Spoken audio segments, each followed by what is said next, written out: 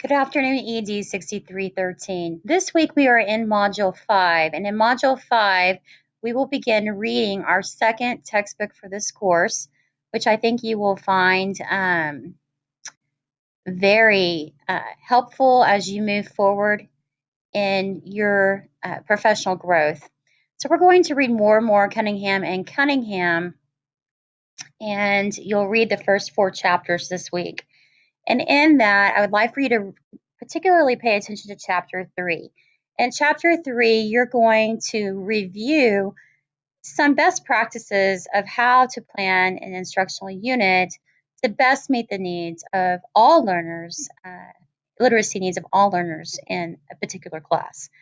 So it's meant for you to think about how to best engage your students in reading and writing. So what I would like for you to do is to revise an existing lesson or unit that you have incorporated. What practices, culminating activities, and strategies from Chapter 3 could you incorporate in your existing lesson?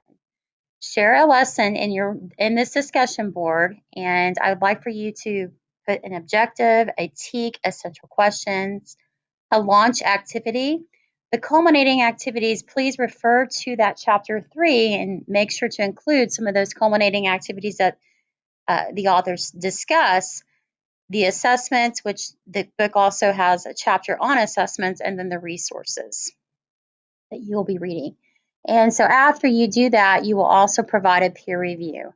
And then lastly, this week, you're going to think about storytelling. And I have provided a short video on how digital storytelling can help improve your literacy achievement, particularly for ELL learners. And so I have provided you a menu of digital storytelling applications. I would like for you to take some time this week to explore these. We will build up on the storytelling activity in the next module. So this is Module 5, which originally I had due on the 26th, but I am going to push that back to the end of the week on Friday to give you some more time.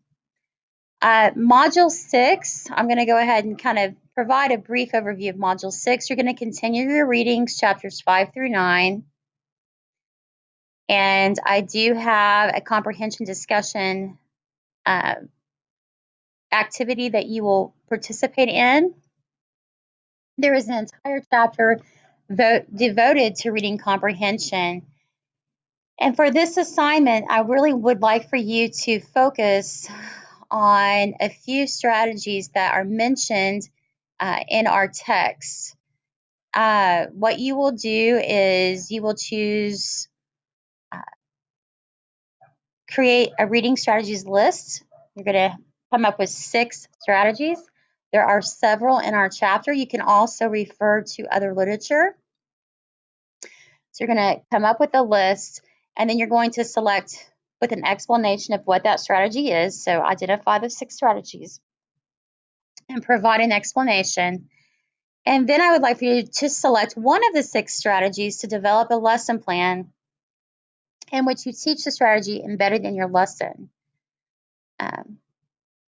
for the content area that you teach. Now, if you're not in the classroom, I would like for you to select a content area. So for this assignment, you're going to provide the names of the 6 reading comprehension strategy, describe the procedures that you would use to teach each of these strategies, all 6, include the theory that supports each of these strategies. In other words, where did we get the idea from? Many of these theories would be a constructivist approach, and so you could put constructivism. In fact, probably most of your theories will look at constructivism. Use APA style whenever you're citing. I'd like for you to remember to use that. Then you're going to select one of the 6 strategies and develop a lesson plan for teaching that embedded unit. And in that lesson plan, you can use a template that your school has. Mainly, I'd like to know the subject, the grade level, the objective, the materials, the procedures, the student reflection assessment procedures that you will use. And you're going to describe the steps for teaching this lesson in such detail that a substitute teacher would be able to follow the plan successfully. And afterwards, you will respond and peer review one post. This discussion assignment is worth 2 discussion grades.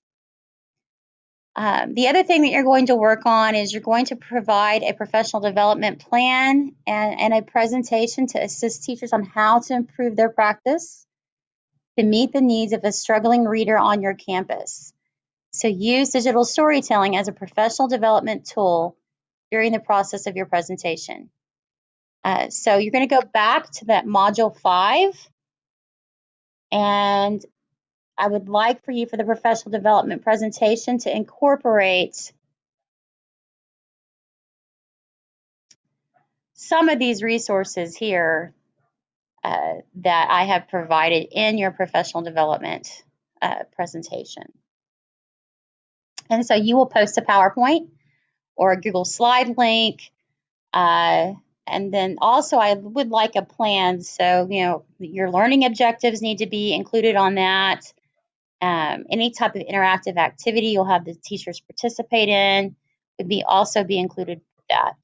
And so you're going to turn that in to me, and then I'd like for you to share a copy of that with your peers on the discussion board. For this discussion board, you do not need to review other peers' presentations, but you, of course, may. That will give you a lot of great ideas to include in the classroom. All right, and that is the overview of Module 5 and 6. I hope that you find you have some time to rest and enjoy your family this week. Have a great Thanksgiving.